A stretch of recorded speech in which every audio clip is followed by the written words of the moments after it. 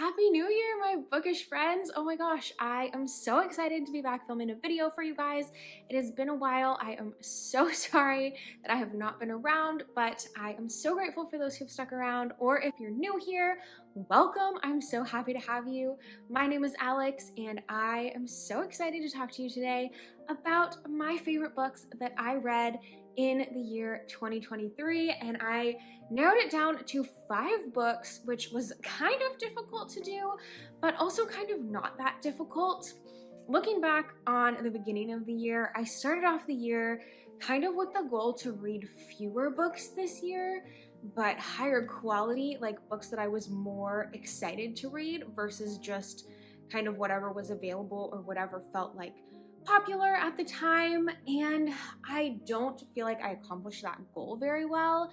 So I didn't have a ton of new favorites like I was really hoping to this year. I was really wanting to read less books, but just a ton of books that I knew I was gonna love, that were gonna knock it out of the park and be a ton of 5 stars. That just did not end up happening. I ended up reading 97 books this year, which was not what we were going for, but it's okay. I read a lot of okay books again, but we did find some new favorites, so that's what we're going to be talking about in today's video. And overall, just chatting about the year 2023 and looking forward to 2024. As I am filming this, it is New Year's Day. Hopefully I'll get it up for you guys really soon. I know I have been very absent, but I am working on getting a little bit more content out for you guys, hopefully like 1 or 2 videos a month over the next few months, just toning it back a little bit from what I had been trying to do early last year, but still wanting to be engaged here and wanting to be involved in this community. So we will see what that looks like. But anyways, diving into my top books of 2023, I am a huge fantasy reader. If you've been around my channel at all, you know that. So pretty much all of these are going to be fantasy, or at least fantasy related. Some of them are going to be really popular ones that you have heard everybody talk about, and I am so sorry to be that basic girl, but you know what?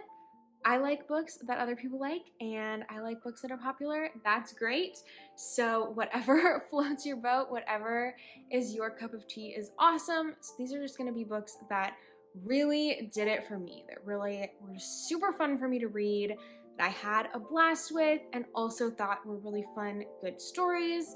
They're not going to be like the greatest works of literature ever, maybe, but they're going to be the books that brought me the most joy in 2023. So let's just get this one right out of the way, out of the gate, the one that everyone is expecting and everyone is already talking about. You've heard me talk about it, so we'll get it out of the way first. And that is Fourth Wing by Rebecca Yarros. You guys, I am totally on the hype train. I love this book so much. I will say I did get lucky and get an arc of it, so I was able to read it before it really blew up, and those opinions didn't really influence my opinion. I loved it because I had a blast reading it, because it is about dragons and magic and all the fun things that I just absolutely love in a fantasy. Plus, it is a fantasy romance, which was so much fun. This was kind of a new adult fantasy romance by Rebecca Yarros, and it's just absolutely a blast, a terrific ride. I have done so many videos talking about this book already that I don't want to belabor it too long, but the things that I really enjoyed about this were some of the characters were just really fun and interesting. There were a lot of those tropes that I grew up reading in a lot of my young adult fantasy that kind of got brought into a more mature context here, which was super fun for me as a reader. And you guys, I am just such a sucker for dragons, so anything that's got dragons in it, I am already like more likely to enjoy. And the dragons in this book were top tier. I love that we can hear them talk. I love that they have their own personalities. It was a blast. This book is so much fun. The second one I will talk about in an upcoming video. I'll do kind of a wrap up of the last few months that I haven't talked about recently because I haven't been filming. I'll do a little wrap up and I'll talk about Iron Flame. It definitely is not in my favorites list like Fourth Wing is, but I'm still really excited about it and really excited to continue the series. I think The first book is definitely a lot stronger, and overall, this is just such a fun read. Definitely some mature content, so I wouldn't recommend it for younger readers, but Fourth Wing, everybody loves it. Everybody's talking about it. Well, maybe not everybody loves it. You have an opinion on it. Most people have read it. I loved it. That's Fourth Wing. Another one that you are probably seeing on a lot of people's lists this year is Divine Rivals by Rebecca Ross. You guys, I talked about Rebecca Ross in my favorite books last year. She wrote the Elements of Cadence duology, which is probably my favorite fantasy series of all time. It's so beautiful. It's so well written. If you loved this book, I highly recommend that series because I do love it a little bit more. But out of the things that I've read this year, Divine Rivals was so wonderful. This is kind of like a historical fantasy. It has historical elements, but it's not necessarily historical fiction. It is definitely more fantasy, definitely heavy on the romance.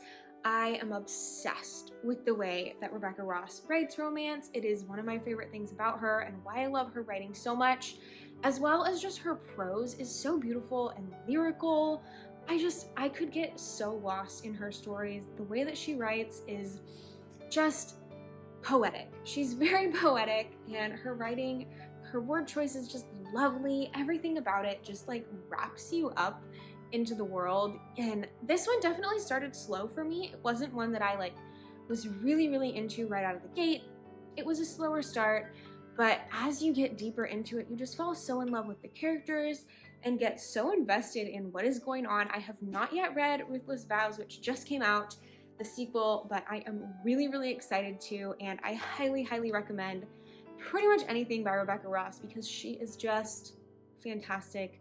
She's an amazing author, and Divine Rivals was a beautiful release of hers this year. Next up, we have one that kind of veers from the fantasy trend, although it is a fantasy, but it is more romance than fantasy, and that is The Very Secret Society of Irregular Witches. This is a cozy fantasy / romance, which was so fun and perfect. I absolutely adored this, and I'm really excited for more books from Sangu Mandana. I know they have another book coming out in the spring, and I cannot wait because I just loved the cozy vibes and feeling of just warm fuzzies that I got from reading this book.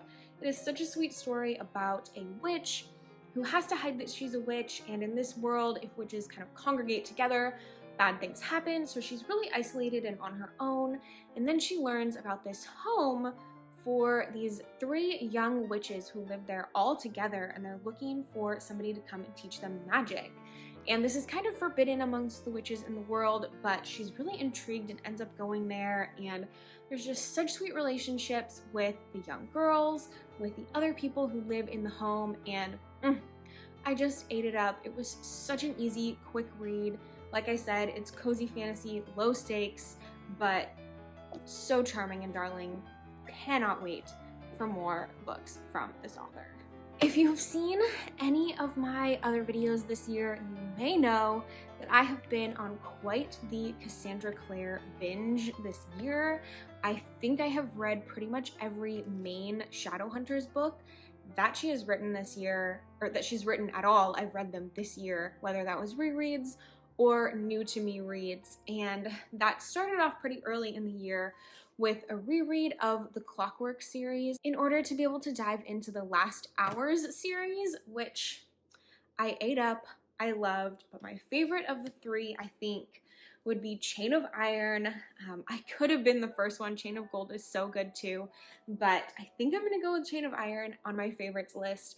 I just really adore the setting and the world of these books, especially the ones that are set in London in the 1800s. They are so fun to read. The characters are just fantastic. The way that Cassandra Clare writes an angsty teenage romance is everything, and the amount of that you get in this book is delicious and painful, and just, it's so good. She is such an excellent writer. I especially love in this series, there is a group of boys who are best friends, and I can't handle them. It melts my heart. They are the sweetest. And yeah, the romance in this one, oh, it just like crushes your soul, but it's so good. I love it so much. This series was really fun. The last one was slightly disappointing. It could have been better for sure, but the first two, perfection. Definitely some of my favorites of the Shadowhunters that I read this year. Probably my favorites of the Shadowhunters, just because it was new to me. My very, very favorites of the Shadowhunters are definitely the Clockwork series. They're perfection. They are wonderful. Highly recommend. And the last book that I have to talk about is one that I do not have a physical copy of. I listened to it on audiobook, and that is Children of Fallen Gods by Carissa Broadbent.